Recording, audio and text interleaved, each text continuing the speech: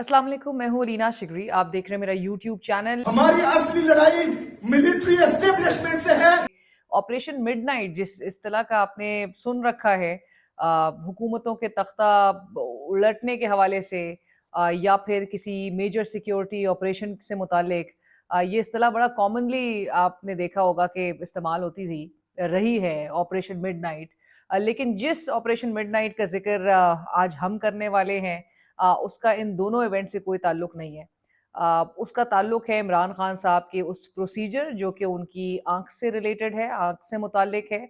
और वो प्रोसीजर जो हैरान कुन तौर पे 24 घंटे कबल अपने मुकर्ररा वक्त से, यानी कि 25 फरवरी को इमरान खान साहब के हवाले से ये बात कही जा रही थी कि उनके आंख में एक दूसरा इंजेक्शन उनको लगना है।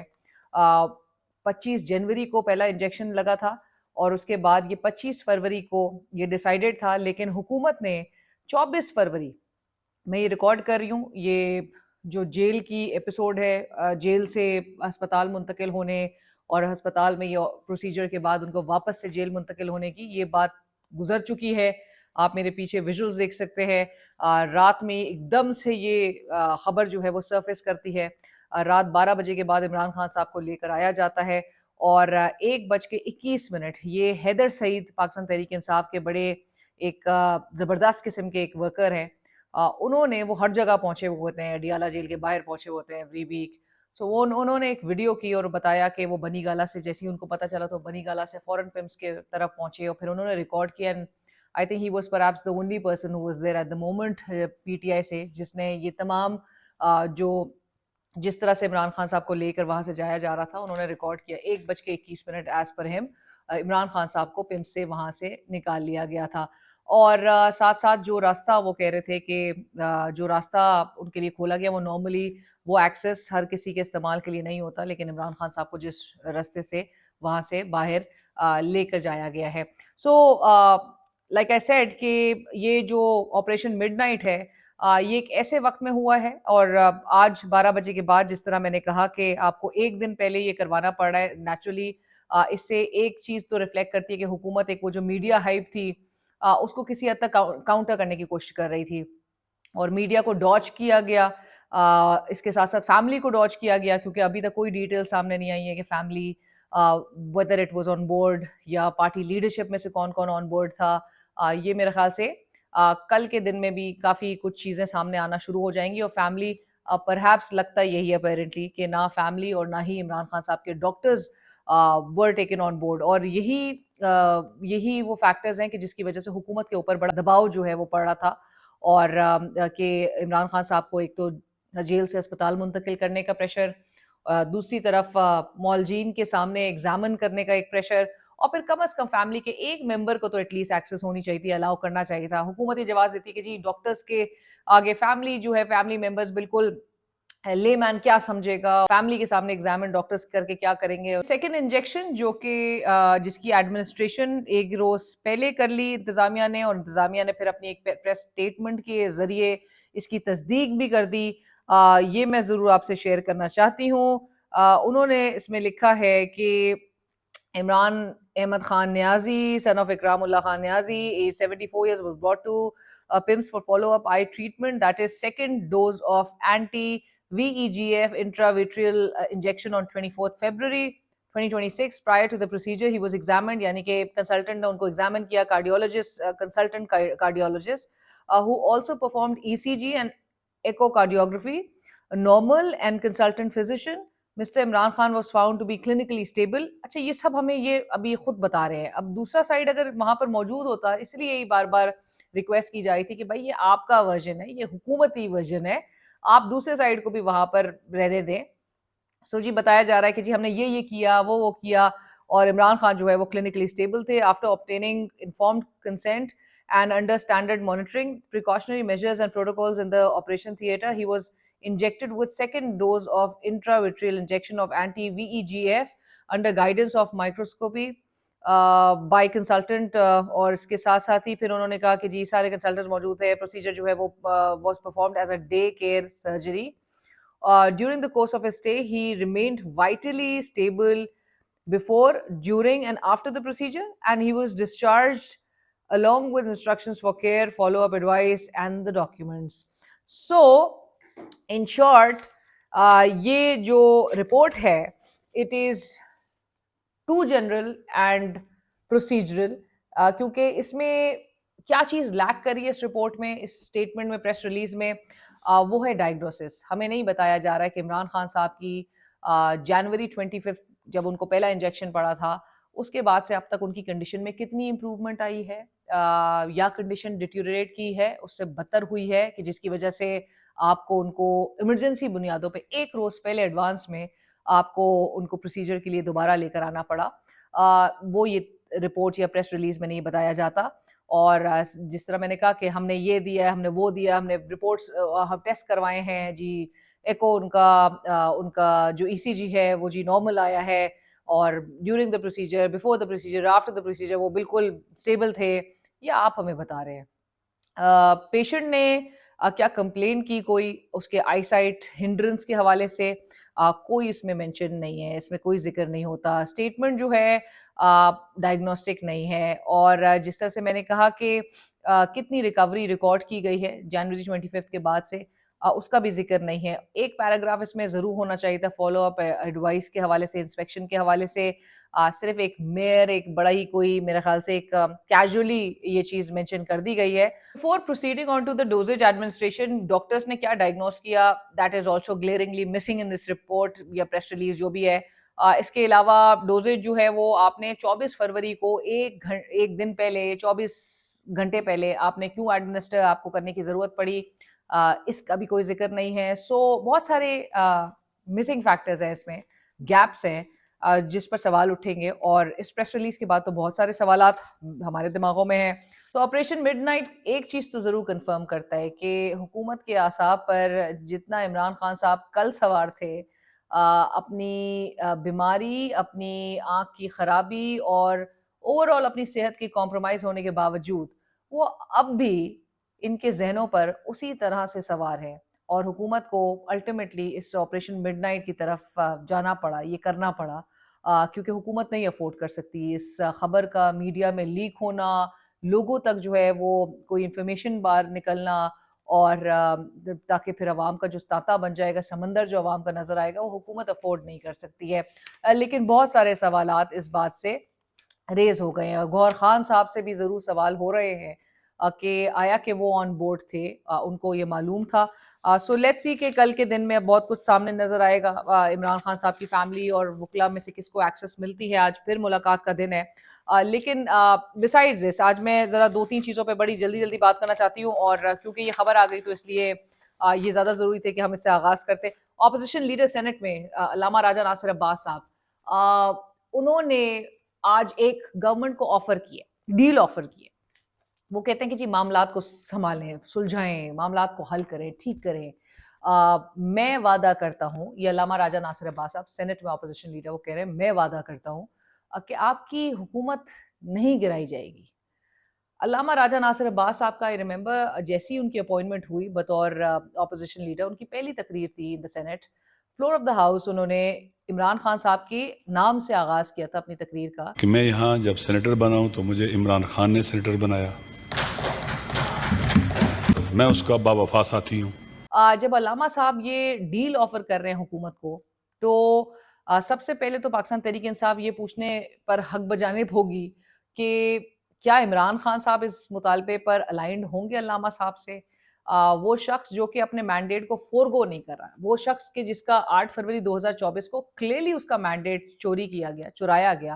اور جو بات امپریشن ہے وہ ہے اپنی جگہ کہ 17 سیٹ والوں کو امپوز کیا گیا، انسٹال کیا گیا. ایون خود حکومتی رینک سے، حکومتی صفوں سے یہ بات ریز ہوتی ہے کہ جی ہمیں زبردستی لا کر بٹھایا گیا ہے. سو کیسے وہ ماحول بنایا گیا؟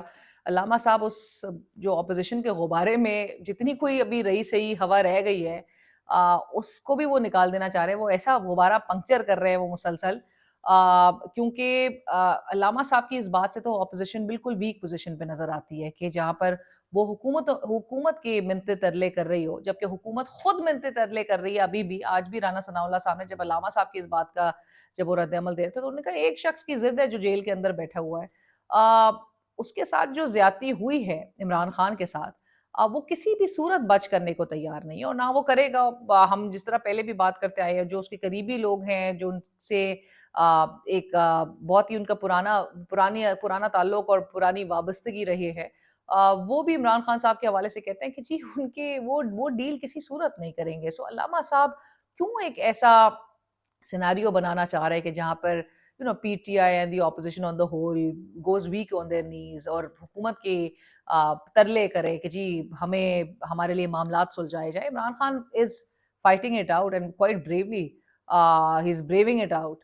اور عمران خان صاحب جو ہے وہ کسی بھی صورت، مطلب عمران خان صاحب کو اگر یہ بات کنوے بھی ہوگی سو وہ کس طرح سے ریاکٹ کریں گے، لیکن عمران خان صاحب پوزیشن آف اسٹرینتھ کے ساتھ ان سے بات کرنا چاہتے ہیں کہ جن کے پاس تمام اختیارات ہیں۔ آلدو بہت اعتراض اس بات پہ بھی ہے کہ ان کو کیوں اپنے کانسٹیٹیوشنل رول سے بیونڈ جا کے آپریٹ کروانا ہے، اور کیونکہ وہ اگر آپ سے بات کریں گے تو آپ کے لیے ایکسیپٹیبل ہے۔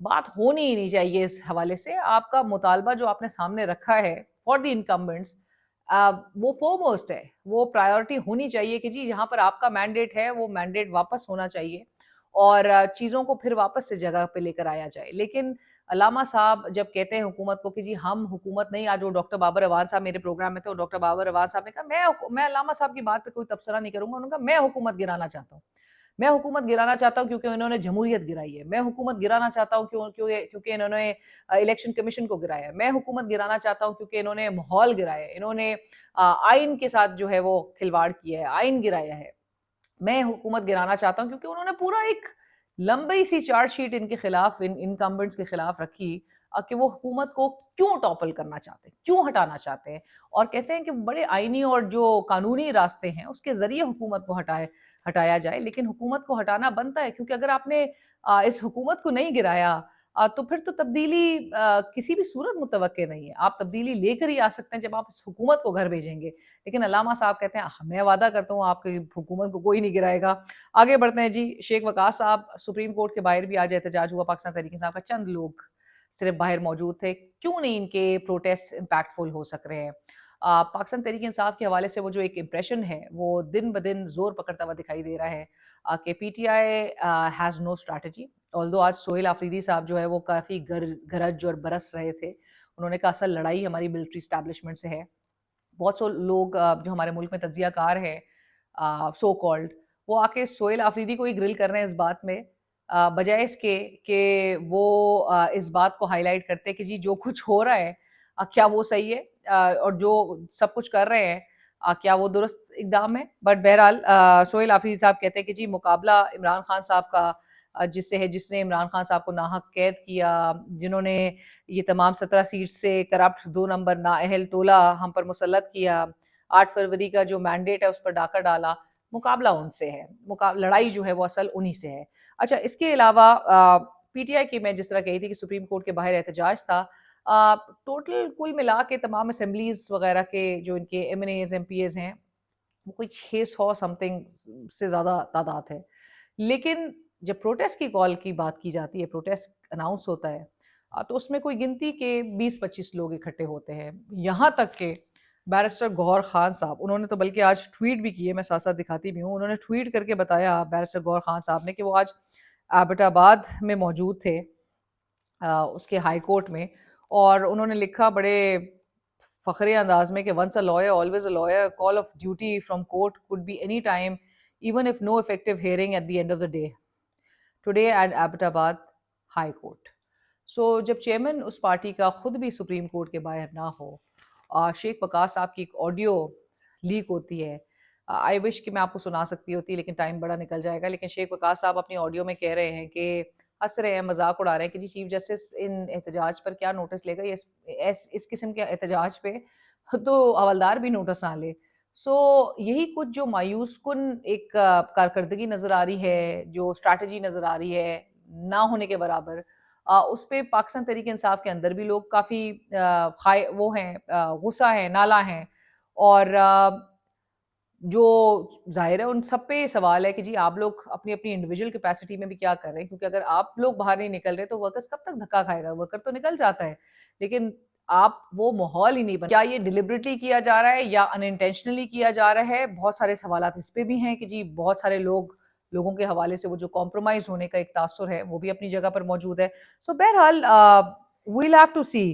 آگے میں آپ کو ضرور ایم کیو ایم اور پیپلز پارٹی کی بھی بات میں اگلے ویلاگ میں کروں گی، لمبی ہو گئی یہ بات، لیکن Peoples Party MQM کے حوالے سے بھی یہ جی پولیٹیکل پوائنٹ سکورنگ کے لیے پبلک پرسیپشن تو یہی پریویل کرتا ہے ان کے حوالے سے ماضی میں بھی ٹائم اینڈ اگین، اور یہ خود سے نہیں اٹھتے. یہ پریس کانفرنسز وغیرہ جو ایم کیو ایم بھی آ کے کرتی ہے خود سے نہیں کرتی ہے، کہیں سے اشارہ ہوتا ہے اس کے بعد آ کے یہ لیش آؤٹ کرتے ہیں.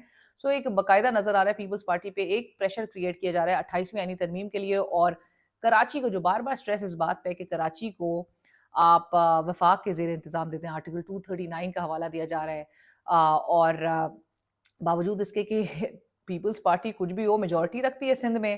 سو آپ کو کہیں بھی اگر آپ قرارداد بھی اگر لانا چاہتے ہیں تو پیپلز پارٹی کی سندھ میں میجورٹی ہے، کس طرح سے وہ منظور کروائیں گے؟ سو ایم کیو ایم جو ہے وہ نیچرلی یہ تمام چیزیں بہت اچھی طرح جانتی ہے. اور آج میرے پروگرام میں نثار کھوڑو صاحب بھی تھے، ایم کیو ایم کے بھی طہا احمد خان تھے. تو نثار کھوڑو صاحب نے کہا کہ جی سب سے پہلے تو یہ بتا دینا کہ لوکل گورنمنٹ الیکشنز میں انہوں نے پارٹیسپیٹ کیوں نہیں کیا ہے؟ اگر ان کو اتنا ہی درد ہے کراچی کا تو یہ کیوں نہیں پارٹیسپیٹ کر رہے تھے؟ تو جواب نہیں ہوتا پھر ایم کیو ایم کے پاس. فری میت سروس جو ہے وہ پنجاب میں مریم نواز صاحبہ نے انٹروڈیوس کرا دی ہے.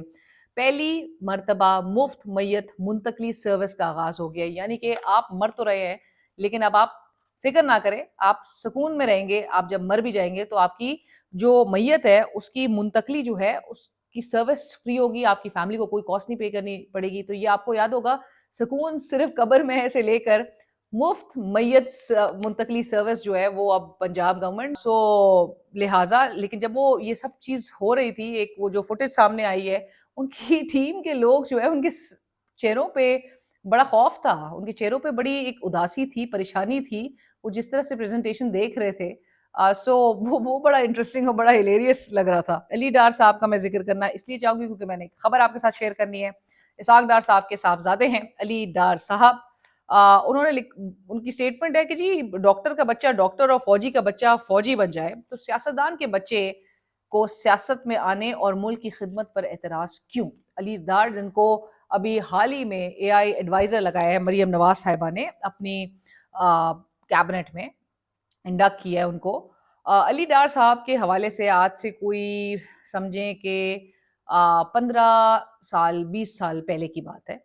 علی ڈار صاحب جو ہیں وہ ایک چارٹرڈ اکاؤنٹنسی فرم میں جاتے ہیں اور وہ انٹر ہوتے ہیں، جو پارٹنر ہوتے ہیں چارٹرڈ اکاؤنٹنسی فرمز، یہ جو بگ فور اور یہ جو تمام جو فرمز ہوتی ہیں اس میں، I will not name it, but وہ انٹر کرتے ہیں اور وہ پارٹنر کے کمرے میں انٹر ہوتے ہی کہتے ہیں علی ڈار صاحب کہ میں اسحاق ڈار کا بیٹا ہوں. تو جو پارٹنر ہے، جو باس تھا، جو ہیڈ تھا، اس نے کہا بیٹا آپ خود کون ہیں؟ علی ڈار صاحب کو بولا گیا کہ آپ ہوں گے کسی کے بیٹے لیکن آپ خود کون ہیں؟ پہلے آپ یہ بتائیں کہ آپ ہیں کون. سو علی ڈار صاحب آپ بالکل سیاستدان کا بچہ جو ہے وہ سیاست کرے، لیکن سوال ہی اس بات پہ ریز ہوتا ہے کہ آپ لوگ کے پاس جو ہے وہ ایکسپیرینس سے زیادہ وہ صرف اور صرف آپ کا ایک ہی اصول ہے جس کی بیسس پہ آپ کو گورنمنٹ میں پوزیشنز مل رہی ہیں، وہ یہ کہ آپ جو آپ کے دماغ میں بھی ہے کہ آپ اسحاق ڈار صاحب کے بیٹے ہیں، یا آپ مریم نواز صاحبہ کے بہنوئی ہیں، یا آپ میاں نواز شریف صاحب کے داماد ہیں، آپ ان کی بیٹی کے شوہر ہیں. سو بہرحال یہی تمام چیزیں میں اسی طرح سے ملک چلاتے ہوئے دکھائی دے رہے ہیں. چینل کو سبسکرائب کیجیے، فیڈ بیک سجیشن ضرور آگاہ کیجیے.